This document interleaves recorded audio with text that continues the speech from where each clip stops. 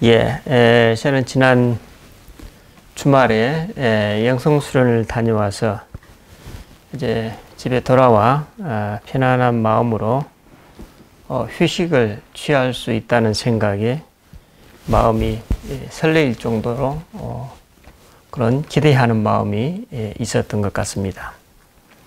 그런데 정작 집에 돌아와서 나름대로 휴식의 시간을 갖고 있는데도 좀처럼 몸의 기운이 회복되지 않았습니다. 그리고 이튿날 토요일 아침이 되었는데도 몸이 계속 가라앉는 느낌이 들어서 토요일 아침에 있었던 다른 예약을 취소하고 저녁까지 휴식을 취해야 했습니다. 이처럼 몸이 회복되기만을 기대하면서 저는 지난 하루 내내 식사 후 잠깐 소화를 시키기 위해서 운동 겸 산책하는 시간을 제외하면 제 방의 침대와 또 거실 컴퓨터 모니터를 오가면서 지냈는데 거실에 나와 설교를 준비하려고 PC 모니터 앞에 앉기만 하면 설교 원고를 펼치는 것이 아니라 예전부터 가끔씩 즐겨보던 어느 60대 중후반의 노신사가 남성이 그 차박과 캠핑을 하는 모습을 유튜브에 올려놓는 아주 그 풍경과 그 풍경을 담은 영상의 편집 기술이 탁월한 그런 유튜버였는데 그 유튜버의 시선이 계속 머물고 있었습니다. 그래서 이렇게 어제 저녁, 토요일 저녁이 됐는데도 제 몸은 꼼짝을 하지 않고 계속 일을 거부하는 소위 사보타지, 일을 거부하는 태업을 하고 있었습니다. 그래서 이상하다. 왜 이렇게 몸이 안 풀리지? 곰곰이 생각을 해보니 지난 일주일 동안 월요일부터 먹었던 제 장 관련 처방약을 복용하면서 거기에서 일어나는 명현 반응이었던 것입니다. 그래서 제가 게을러서가 아니라 몸에 기력이 소진되어서 일하려는 의욕 자체가 생기지 않아서 그런 무기력증 속에서 저는 그 캠핑 차박 유튜브를 보면서 그냥 쉬고 싶었던 것입니다. 그제야 저는 그 사실을 인정하고 설교 준비를 내려놓고 보다 생기 있는 내일을 기대하면서 잠자리에 들었습니다. 그리고 오늘 아침 이제 더 이상 뒤로 물러설 수 없는 상태에서 오늘의 메시지를 간단히 준비할 수 있었습니다. 오늘 본문에서 예수님이 말씀하십니다. 너희 눈은 너희 몸의 등불이다. 언뜻 이해가 잘 되지 않는 구절입니다. 여러분 본래 등불이란 무엇입니까? 어둠 속에 우리 밖에 주변을 비추기 위해 손에 들고 사용을 합니다. 즉 오늘도 우리는 우리 주변의 바깥 부분을 밝게 비추기 위해서 머리에 등산할 때 그렇죠. 헤드랜턴을 쓰거나 일을 할 때 혹은 전등을 손에 들고 우리 앞이나 주변을 비추이곤 합니다. 하지만 예수님은 오늘 본문 34절에서 그와는 정반대 방향으로 말씀하십니다. 내 몸의 등불은 눈이라. 내 눈이 성하면 온 몸이 밝을 것이요 만일 나쁘면 내 몸도 어두우리라. 여기서 말하는 몸은 우리의 몸과 마음, 즉 전인을 의미하고 있습니다. 예수님은 여기서 우리의 눈이 우리의 전 존재를 밝히는 등불이라고 말씀하시면서 우리의 눈이 밝으면 온 존재가 밝아질 것이고 만일 우리의 눈이 밝지 못하면 우리의 몸과 마음도 어두울 것이라고 말씀하십니다. 이를 다시 풀어서 말하면 우리의 인격 내부 깊은 곳이 아직도 어두운 곳이 있기 때문에 그곳을 밝힐 필요가 있다는 의미입니다. 그런데 우리의 그 내부 깊은 곳을 밝혀줄 광원이, 즉 빛의 근원이 다른 곳에 있는 것이 아니라 우리의 시선이 머무는 그 대상에 있다는 의미입니다. 어디요? 우리의 시선, 우리들이 보는 그 대상에, 이 카메라로 피사체라고 그러죠. 있다는 의미입니다. 한마디로 내가 보는 것, 내가 관심과 흥미를 느끼는 것이 곧 내 마음과 전 인격에 그만큼 깊이 영향을 미치고 있다는 말씀입니다. 한마디로 나의 눈길이 머무는 것이 곧 어쩌면 내 자신을 이루고 또 내가 보는 세상을 이룬다는 의미입니다. 제가 그 초등학교 시절에 5, 6학년 담임을 하셨던 선생님께서 들려주셨던 그 역사적 속설에 대해서 이야기하셨습니다. 그 이조 시대의 태조 이방원과 신돈의 대화에서 이방원이 신돈에게 당신 얼굴은 돼지 같다고 하자 신돈이 이방원에게 당신 얼굴은 부처님 같다고 응수했다는 유명한 일화가 생각이 납니다. 그 사람의 눈길이 머무는 곳, 곧 그 사람의 관심사가 바로 그 사람의 인품을 드러낸다는 유명한 이야기입니다. 이방원은 신돈의 얼굴을 보면서 자신의 돼지 같은 저급한 탐욕을 드러내고 있고 신돈은 그런 이방원보다 한 차원 높은 곳에서 내려다보며 당신의 얼굴은 부처님 같다는 멘트를 통해서 간접적으로 돼지 눈에는 돼지만 보인다고 응수했던 것입니다. 여러분, 오늘 나의 눈길이 머무는 곳은 어디입니까? 어느 신학자가 사순절 기간 동안 우리가 해볼 만한 훈련 한 가지를 제안하는 내용을 보았습니다. 매 시간 혹은 하루에 3번 정도라도 오늘 내가 보거나 응시했던 중요한 대상을 노트에 적어보라고 제안했습니다. 우리가 경험하듯이 설교 서두에 저의 경우와 마찬가지로 상당수의 현대인들은 심지어 쉬는 시간에도 그 시간의 대부분을 휴대폰이나 TV나 컴퓨터 모니터를 마주하고 있습니다. 그래서 그 제안은 저의 귀에, 그 신학자의 제안은 저의 귀에 상당히 솔깃하게 들렸습니다. 순간 그 훈련이 제 자신에게 필요하다고 느꼈던 것입니다. TV에서 해방되기 위해서 저는 결혼 후 지금까지 집에 TV를 둔 적이 없지만 컴퓨터 없이는 일할 수 없는 오늘 우리들의 현실 속에서 유튜브의 알고리즘은 저를 점점 더 우리를 쇠사슬로 묶는 것 같습니다. 그럼 몸이 피곤하면 혹은 마음이 피곤하면 자리에 눕던가 아니면 조용하고 아늑한 공간에서 모든 것을 차단하고 쉬어야 할 텐데 실상은 유튜브의 알고리즘에 묶여서 몸과 마음이 오히려 쉬지 못하고 혹사당하고 있는 것이 아닌가 생각하게 됩니다.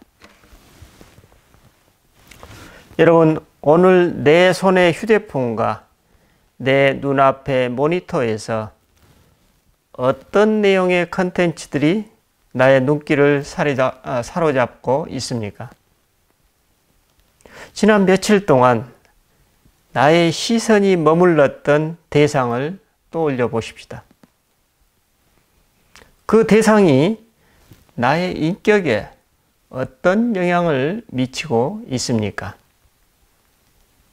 혹은 나의 영적 삶에 어떤 영향을 미치고 있습니까?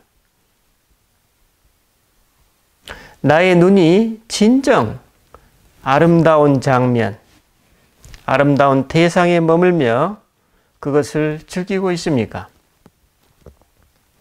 그것이 나의 마음을 부드럽고 따뜻하게 만들고 나의 인격도 더 아름답게 만들어주고 있습니까?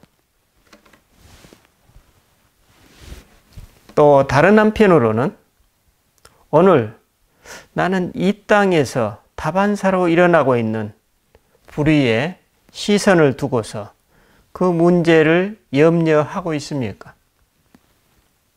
그 불의로 인해서 고통받고 있는 사람들의 목소리에 귀를 기울이고 있습니까? 아니면 무관심하게 멀리서 구경만 하고 있지는 않습니까? 아니면 유튜브의 알고리즘의 안내에 따라서 어떤 특정 이념적 편향성에 빠져서 그 성향을 더욱 강화시키고 계시지는 않습니까? 여러분, 우리는 이 땅을 살면서 크게 두 가지 세상을 마주하게 됩니다. 하나님이 지으신 세계에서 뿜어져 나오는 아름다움의 빛과 또 한편으로는 하나님의 정의가 절실함을 알려주는 어둠의 세상입니다. 예수님은 오늘 말씀에서 우리 안에 빛과 어둠, 그리고 이를 통해 세상의 빛과 어둠, 이 두 가지를 모두 보아야 한다고 말씀하시는 것 같습니다. 혹은 진정 빛을 볼 수 있어야 어둠을 볼 수 있고, 진정 어둠을 알아볼 수 있어야 빛이 필요함을 인식할 수 있다는 메시지입니다. 그래야만 우리는 어둠을 밝히기 위한 대상을 맑게 파악할 수 있고, 그래야만 더 아름다운 빛의 세상을 위해 올바로 일할 수 있기 때문입니다. 예수님은 바로 이런 맥락에서 어둠 속을 비추는 촛불이 되시어서 지금 예루살렘을 향하고 계십니다. 지금 예루살렘으로 향하는 이 여정을 통해 어둠 속에 있는 사람들과 세상에 빛이신 당신 자신을 드러내고 계십니다. 그래서 예수님은 35절에서 말씀하십니다. 그러므로 내 속에 있는 빛이 어둡지 아니한가 보라. 무슨 말씀입니까?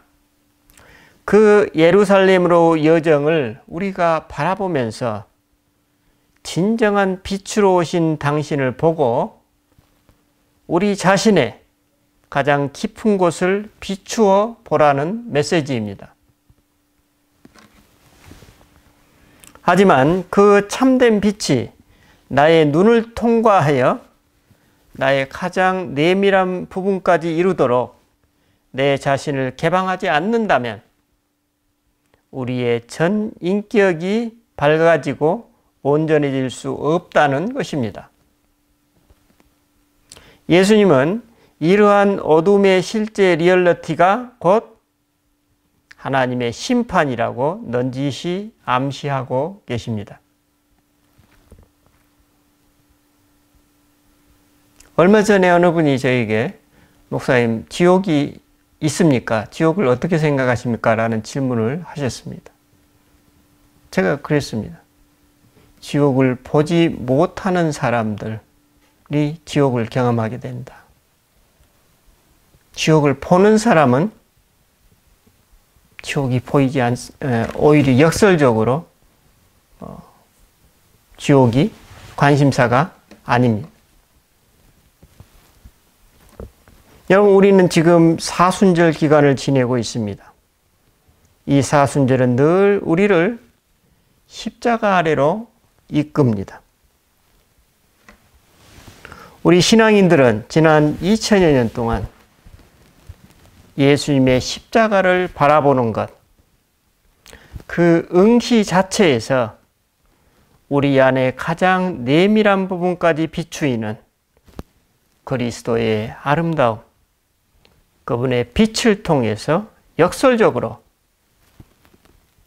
어두웠던 우리의 전 인격과 삶의 생기와 자유와 기쁨을 회복시켜주는 은총을 경험해오고 있습니다.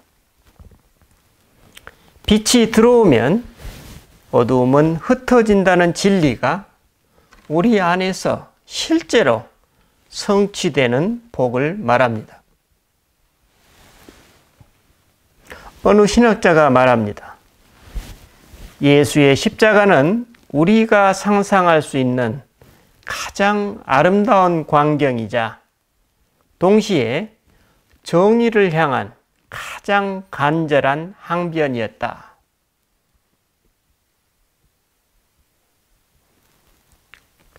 예수님은 지금 예루살렘으로 향하는 길에서 하나님의 빛을 비추어서 당대와 또 오늘 우리들의 마음속의 어두움을 폭로하고 계십니다.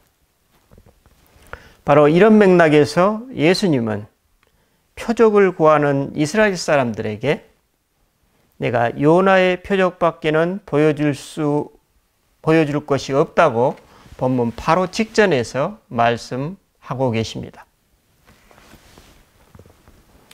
예수님의 말씀은 여러분의 조상 요나도 자신의 기대와는 다르게 당시 니느웨 사람들이 모두 회개하고 그가 전하는 메시지를 받아들였다는 것입니다. 그런데 지금 가장 지혜로웠다는 솔로몬보다도 더 지혜로운 당신이 직접 빛으로 오셔서 어둠 속 이스라엘 백성들에게 회개의 때라고 선포하건만 그들은 당신의 메시지를 전혀 받아들이지 않는다는 것입니다.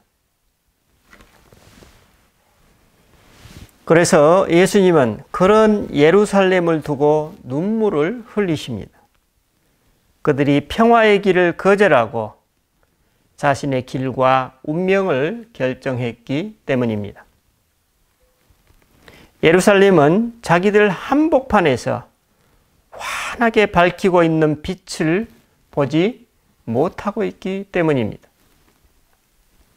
그들의 눈은 진정 아름다움과 그 아름다움을 온전히 반영하지 못하고 있는 어둠, 즉 자신들의 마음속을 그 빛에 개방하지 못하고 있는 것입니다.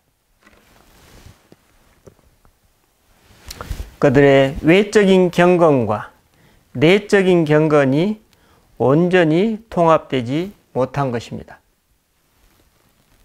그들이 손을 씻는 빈도와 정성만큼 자신의 마음 구석구석을 비추는 빛도 받아들여야 한다는 메시지입니다. 여러분, 우리는 기독교 역사 속에서 훌륭한 하나님의 사람들을 우리가 발견합니다. 그 하나님의 사람들 대부분 성경의 구약 성경에 나오는 선지자들이나 또 우리 기독교 영성사에서 나오는 그 수많은 성자들은 성녀들은 사실 어떻습니까? 그리스도의 이 빛으로 자기 자신을 깊이 비추었던 사람들입니다. 하나님의 빛으로 자기 내부 가장 깊은 곳까지 비추어 개방했던 사람들입니다.